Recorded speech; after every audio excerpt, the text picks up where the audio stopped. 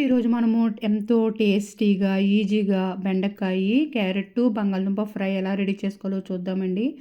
ఇది మా పిల్లలకు చిన్నప్పుడు వండి పెట్టేదానండి. చాలా ఇష్టంగా తినేవారు. రైస్‌లోకి చాలా బాగుంటుంది. సాంబార్‌లోకి, రసంలోకి సైడ్ డిష్‌గా చాలా బాగుంటుంది. ఇలాగా బెండకాయలను పావు కేజీ బెండకాయలను ఇలా ముక్కలు కట్ చేసుకున్నాను. 2 పెద్ద సైజు బంగాళదుంపలు, 2 పెద్ద సైజు క్యారెట్లు ముక్కలు కట్ చేసుకున్నాను. మినపప్పు, శనగపప్పు, ఆవాలు, జీలకర్ర, వేరుశనగుళ్ళు, దంచుకున్న వెల్లుల్లి, పచ్చిమిరపకాయ చీలికలు, ఎండుమిరగాయలు, కరివేపాకు. దీనికి కావాల్సిన పదార్థాలన్నీ ఇలా రెడీ చేసుకొని పెట్టుకుందాము. పాన్ పెట్టుకొని ఆయిల్ వేసుకొని మినపప్పు, శనగపప్పు, ఆవాలు, జీలకర్ర, వేరుశనగుళ్ళు వేయించుకుందాము. అయితే క్యారెట్లో ప్రత్యేకమైన ఫైబర్ ఉంటాయంటండి. జీర్ణక్రియ ప్రక్రియ సాఫీగా జరుగుతుందంట.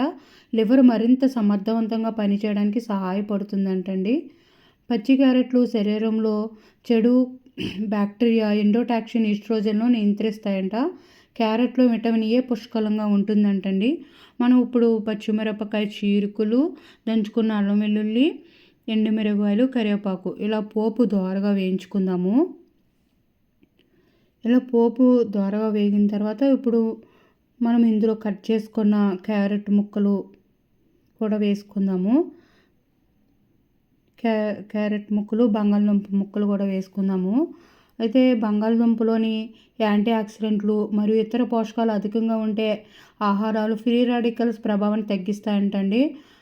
మన శరీరానికి కూడా కాపాడటానికి పనిచేస్తాయంట. రోగనిరోధక శక్తికి బలోపేతం చేస్తాయంటండి. బంగాళదుంపలో యాంటీ ఆక్సిడెంట్లు, vitamin C, vitamin A, copper, zinc మరియు సెలీనియం ఉంటాయంటండి. ఇప్పుడు క్యారెట్, బంగాళదుంప దోరగా వేయించుకోవాలండి. పచ్చిదనం లేకుండా 5 మినిట్స్ వేగిన తర్వాత మనం బెండకాయ ముక్కలు వేసుకొని వేయించుకుందాము. అయితే బెండకాయలు కూడా మధుమేహంను అదుపులో ఉంచుతుందంట. బరువు నియంత్రణలో ఉంచుతుందంటండి. పేగు ఆరోగ్యానికి, గుండె ఆరోగ్యానికి, కంటి ఆరోగ్యానికి కూడా ఈ బెండకాయ ఎంతో మేలు చేస్తుందంటండి. ఇప్పుడు మనం పసుపు, రుచికి తగ్గ సాల్ట్ కూడా వేసుకొని మీడియం ఫ్లేమ్లో వేయించుకున్నామండి. మీడియం ఫ్లేమ్లో వేయించుకుంటే బాగుంటుంది. ఇలాగా పసుపు, రుచికి తగ్గ సాల్ట్ ఇలా వేయించుకున్న తర్వాత బయటికి ఆయిల్ వచ్చే వరకు వదిలే వరకు ఇలా వేయించుకోవాలండి. బెండకాయ కూడా ఫ్రై అయితేనే చాలా బాగుంటుంది. రైస్లోకి సైడ్ డిష్గా తినడానికి చాలా బాగుంటుందండి. అద్దిరిపోతుంది ఈ బెండకాయ, బంగాళదుంప, క్యారెట్ ఫ్రై. చూడండి మన బెండకాయ వేగిపోయిందండి. ఒక 2 మినిట్స్ వేయించుకుందాము. ఇప్పుడు 2 మినిట్స్ ఇప్పుడు పర్ఫెక్ట్గా వేగిందండి. ఇప్పుడు మనం కొత్తిమీరము ఆయిల్ కూడా సపరేట్ అవుతుంది. బాగా ఫ్రై అయింది.